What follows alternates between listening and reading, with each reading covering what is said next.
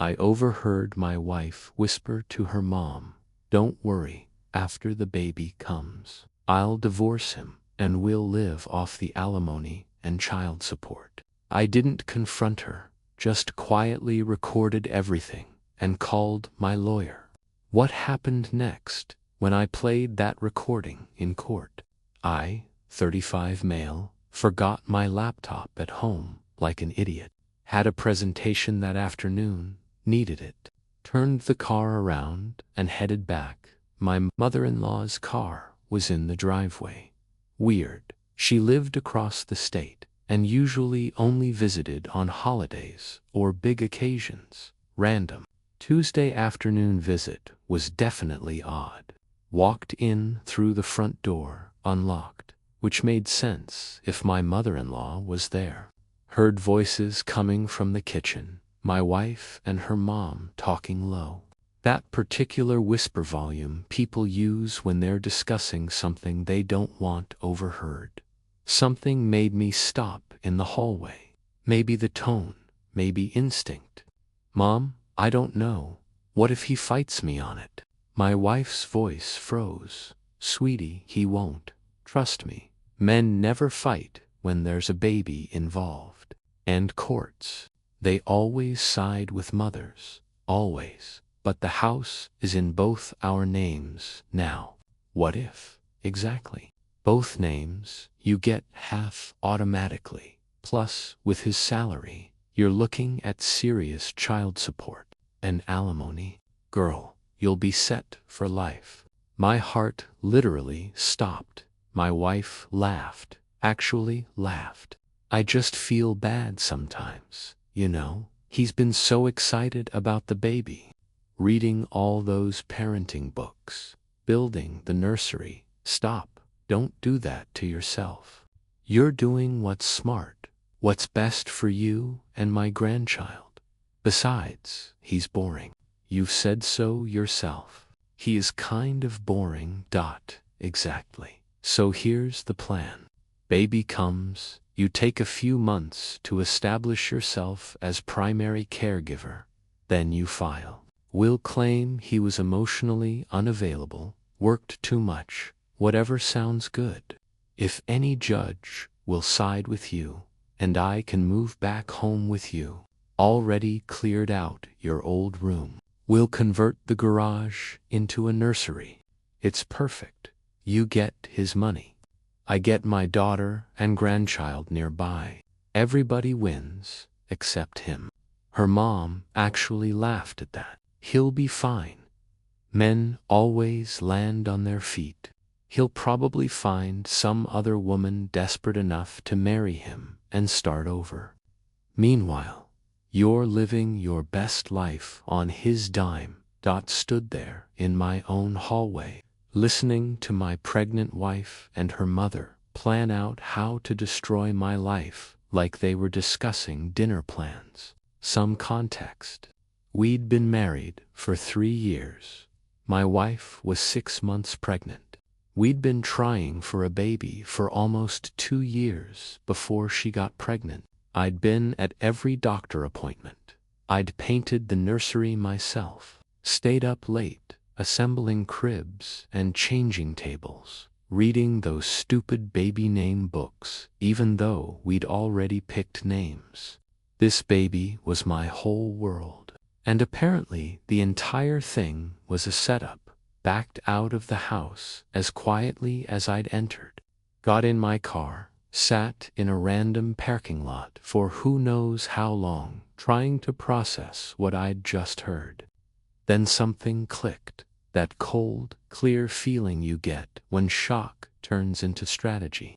Drove to an electronics store. Bought 3 voice-activated recording devices. The fancy kind that are tiny and can pick up conversations from across a room.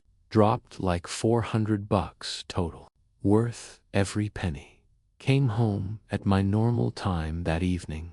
All smiles. My wife showed me some baby clothes her mom had brought. I ate and felt like I was going to throw up. That night, after my wife went to bed, I planted the recorders. One in the kitchen, inside a decorative ceramic jar we kept on the counter. One in the living room, tucked behind some books on the shelf. One in our bedroom in my nightstand, kept the drawer cracked just enough. Called in sick to work the next morning. Told my wife I had food poisoning and needed to sleep. She bought it. I waited until she thought I was asleep, then snuck out to my car, parked down the street. The recorders had live feed to an app on my phone. Her mom came over within an hour of me falling asleep. They talked for hours. Got everything. The whole plan laid out in excruciating detail. How my wife had stopped taking birth control over a year ago without telling me. How her mom had convinced her that a baby was her golden ticket. How they'd already consulted with a divorce attorney to map out the best strategy for maximum payout. They talked about me like I was an ATM with legs. He makes what, $130,000? With the child support calculator, you're looking at minimum $1,800 a month. But honestly, you could probably get $2,000 if you push. Plus alimony. He's been the sole earner, so that's another $3,000, maybe $4,000 monthly. You're set. My wife actually giggled. That's more than I ever made working. Exactly. Why work when you can just collect? What if he remarries? Doesn't matter. Child support still comes out of his check, and you get alimony until you remarry. So just don't remarry. Live your life. Date whoever. Just don't make it official. They literally high-fived. I heard it through my phone speaker. Felt sick. Over the next few days, I recorded everything. Hours and hours of conversations. My mother-in-law came over daily now. They talked about furniture they'd buy from my mother-in-law's house, trips they'd take, how they'd spend my money. Also started documenting finances, pulled every bank statement from our entire marriage. I'd been the sole earner the whole time. She'd worked part-time at some boutique making maybe $20,000 a year before quitting when she got pregnant. Then I noticed something weird in our credit card statements. Charges I didn't recognize. Looked deeper. She'd applied for credit cards in both our names without telling me and maxed them out. $15,000 in debt I didn't know about. Baby furniture we'd supposedly saved up for maternity clothes from expensive boutiques. Spa days, all of it on secret credit cards. Screenshot everything. Then I called my buddy from college. He's a family law attorney. Dude, I need to meet you, like today. This stays between us. Met him at his office after hours. Played him some of the recordings. He listened with his jaw literally hanging open. Holy, yeah. Okay, first question. And I know this is going to sound bad, but we need to know. Is that baby yours? That hadn't even occurred to me. The look on my face must have said it all. We need a paternity test. She's still pregnant. Non-invasive prenatal paternity test. Blood draw from her, DNA from you. Can be done after 9 weeks. She's 6 months. Easy. She'll never agree to it. She won't have to. We'll make it part of discovery once we file. He pulled out a legal pad. But here's what we're doing first. You're going to keep recording, document everything, and don't change your behavior at all. Act normal. For how long? As long as it takes to build an airtight case. Keeping up the act was harder than I thought. Going to prenatal appointments, knowing the whole thing was fake. Smiling when she talked about baby names. Pretending to be excited. The recorders kept catching gold. The lawyer said The key is to establish yourself as primary caregiver immediately. So when the baby comes, you do all the feedings, all the diaper changes, make him feel useless. Then, when you file, you can show you're the primary parent. What if he wants custody? Men never really want custody. They just say they do. Once he realizes how much work a baby is, he'll give up. Then you get full custody and maximum child support. My wife laughed. This is almost too easy. Meanwhile, she kept spending more credit card debt, started looking at new cars online, sent links to her mom about SUVs she wanted. You should get him to buy you a new car before you file. Say it's for safety with the baby. Good idea. She brought it up that night at dinner. Babe, I've been thinking. My car is getting old. What if something happens when I'm driving with the baby? We should get something safer. Smiled at her. Let's wait until after the baby comes. Make sure we can afford it. She pouted but dropped it. Heard her complaining to her mom the next day. He's being cheap about the car. Doesn't matter. After you file, you can get whatever you want with the child support. My lawyer quietly filed for legal separation, established the date, protected my assets from anything she did going forward. We're building toward the nuclear option, he explained. When we file for divorce, we're going for full protection of your assets, full exposure of her fraud, and zero support payments. Can we actually win that? With this evidence? Yeah, we can. About a month before we were ready to file, my wife announced her mom was moving in temporarily, just to help with the last trimester and after the baby comes. I smiled through gritted teeth. Sure, babe. Whatever you need. Her mom moved into our guest room that weekend. The recorder I'd planted in there caught her phone calls to friends. He's such a sucker. Has no idea what's coming. My daughter's going to be living off his paycheck for the next 18 years while I get to raise my grandchild. It's perfect. She also talked to the divorce attorney she'd already hired. We're thinking emotional abuse. He works too much, doesn't pay attention to her needs, that kind of thing. Judges eat that up. They were building their case while I was building mine. My lawyer finally served the papers. Did it while I was at work so the recorders would catch her reaction. She called me within minutes, screaming, "Divorce papers. Are you kidding me right now?" I was calm, practiced. I think it's what's best. I'm 7 months pregnant. The papers explain everything. Explain what? That you're abandoning me. Your child. We'll work out custody arrangements. She hung up, called back from her mom's phone. More screaming, more accusations. Hung up again.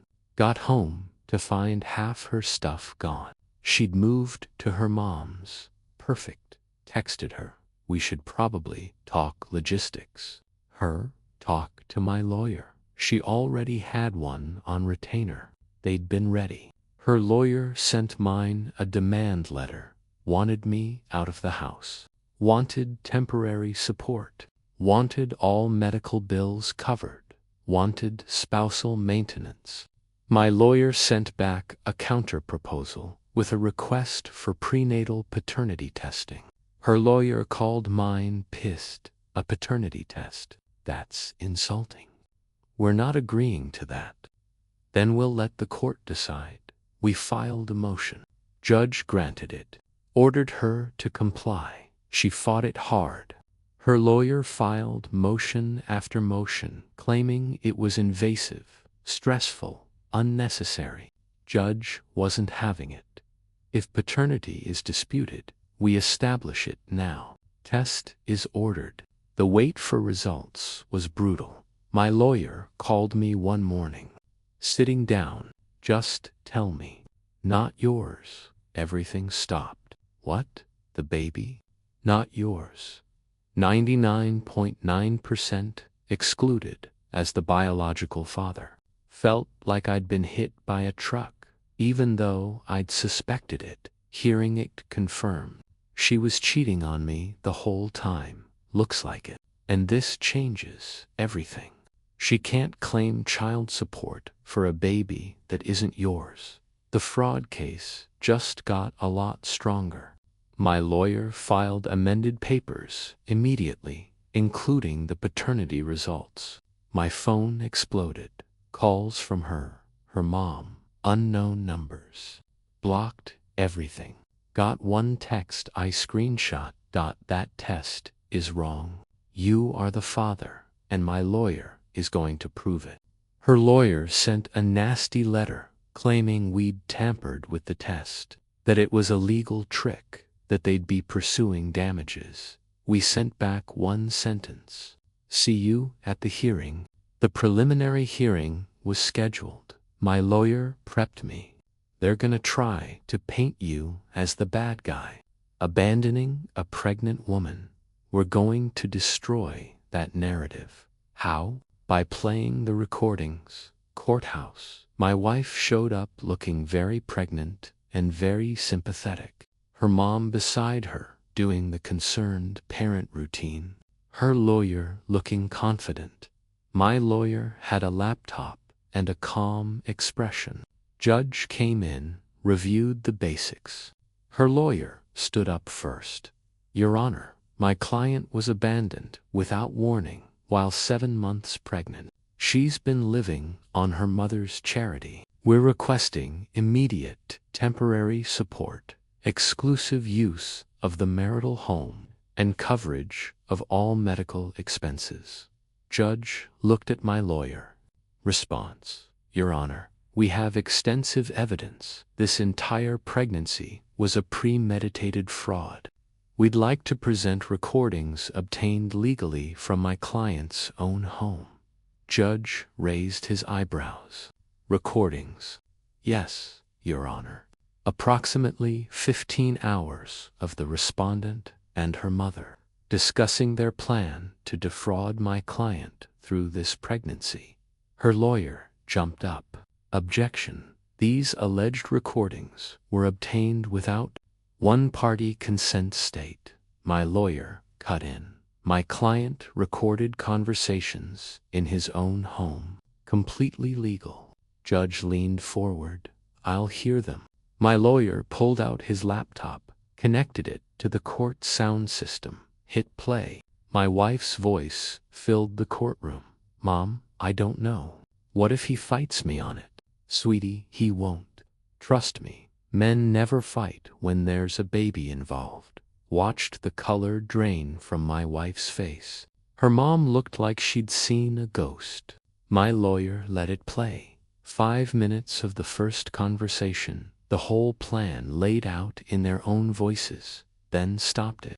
We have many more hours of similar conversations, Your Honor. Discussing stopping birth control without my client's knowledge, planning the pregnancy deliberately, consulting with divorce attorneys before ever filing, and discussing how to maximize financial gain. The judge looked at my wife. Is this your voice? She opened her mouth.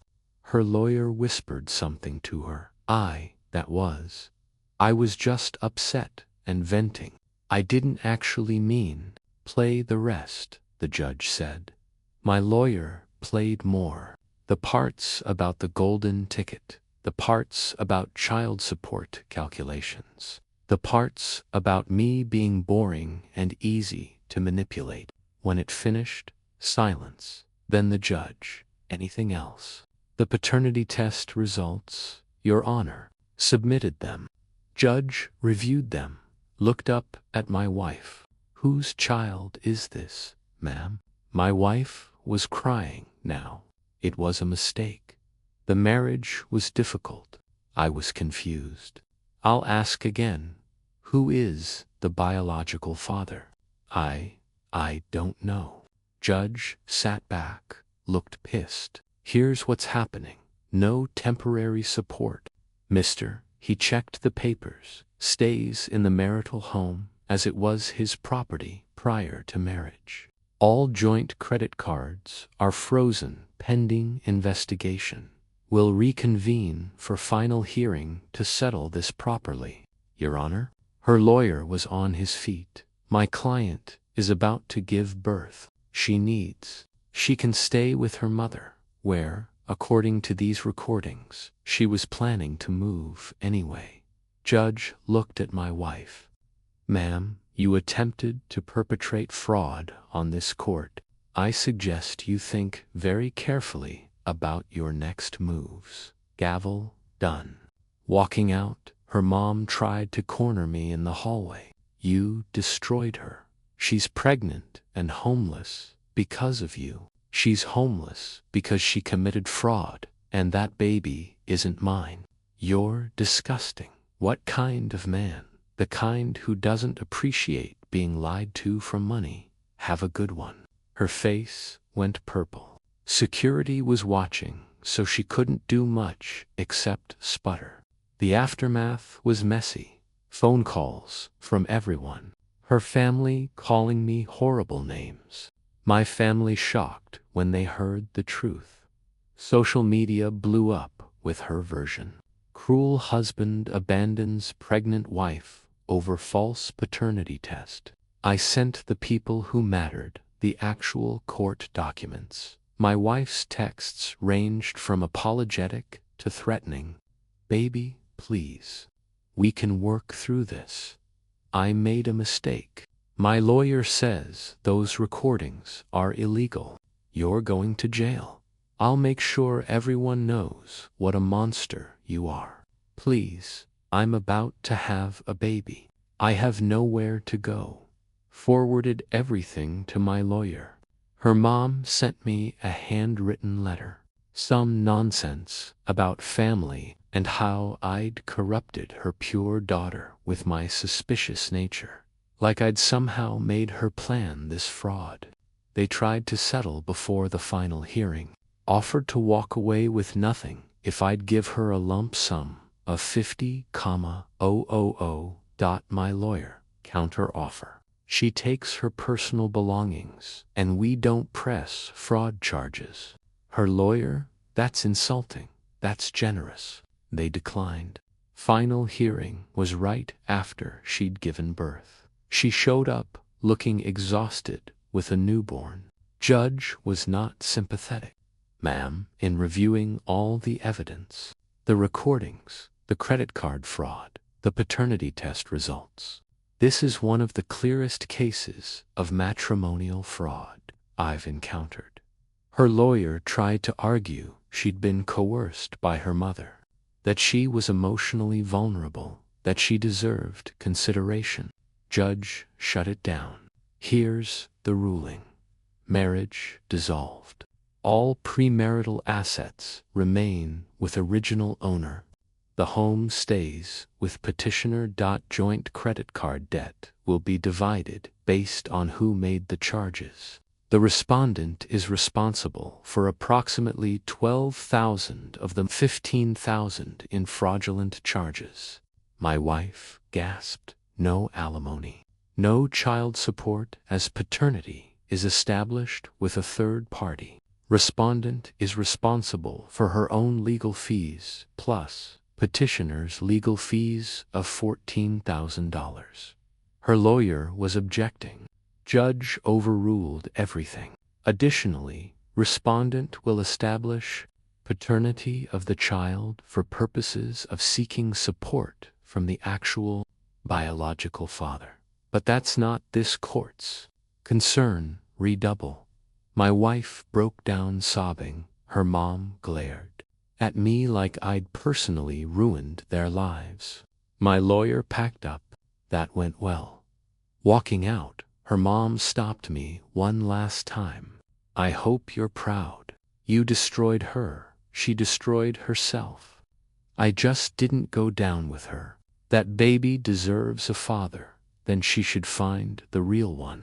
How do you sleep at night? In my own house. in my own bed, without a fraudster next to me. Pretty great, actually. Her mom's face went bright red. She started to respond, but my ex went into some kind of post-birth medical thing, and they had to deal with that instead. I left through a side door. Final tally. Kept my house, retirement accounts, savings, car.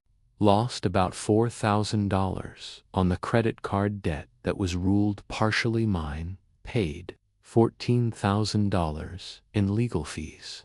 $18,000 total to escape a fraudulent marriage.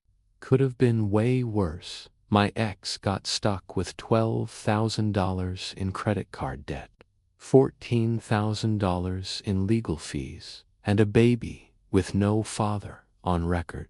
Her mom's perfect plan turned into a financial nightmare. Heard she filed bankruptcy within the year. Moved back in with her mom permanently. Got a job at a call center. Her mom helps with the baby, but apparently resents it. They fight constantly, according to mutual friends. The boutique wouldn't rehire her. Small town. Word got around about what she'd done. She tried suing me for emotional distress once. Her lawyer dropped her when he reviewed the case files. Therapy helped me process everything. The betrayal. The realization that my entire marriage had been a lie. The grief over a baby that was never really mine took time. Eventually, repainted the nursery, turned it into a home office, got a dog, started over. Ran into her mom at a store once. She tried to approach. I walked away. Heard her yelling something about karma. The recordings got leaked somehow. Never found out how, but suddenly everyone knew the truth. Got apologies from people who judged me. Accepted some, ignored others. My family rallied around me, my mom especially. She'd been heartbroken, thinking I'd abandoned my child. When she learned the truth, she sent my ex a letter. I never read, but heard was brutal. Work was good. Got a promotion. Fresh start, professionally too. Do I regret the marriage? Obviously. 3 years wasted on a lie. But I don't regret how I handled it. Recording everything, getting a lawyer, staying quiet until I had all the evidence. That saved me from 18 years of paying for someone else's kid. People said I was cruel for divorcing a pregnant woman. Those people didn't hear the recordings, didn't know about the year of planning, the deliberate pregnancy fraud, the credit card debt, the pure, calculated entitlement. The hardest part was mourning the baby I thought I'd have. For 6 months, I'd been excited. Read parenting books, built nursery furniture. Imagine teaching a kid to ride a bike. Finding out she wasn't mine hurt differently than the betrayal. Just grief for something that never existed. But that kid has a biological father somewhere. He deserves to know. He deserves to be responsible. Not my problem. My ex tried contacting me on the kid's first birthday. Friend request with a baby picture. Don't you wish she was yours? Blocked immediately. That's the thing about entitled people. They never get it. Even after losing everything, they still think they're the victim. My ex's mom still tells people I'm a deadbeat dad. I hear about it sometimes. Don't bother correcting anyone anymore. People who matter know the truth. Been a few years now since that day I forgot my laptop. Feels like a different life. The house is all mine. My choices, my stuff.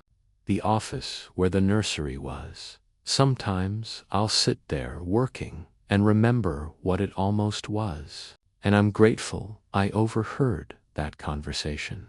Grateful I was smart enough to record first and act later.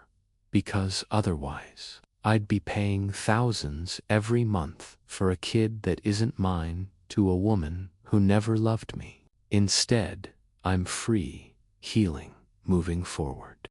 That's the real win. Not the court case or the money.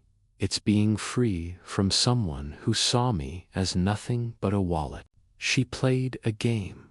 I just played it smarter. And now I get to live my life honestly. No fraud, no lies, no schemes. Just me and my future. Pretty good deal.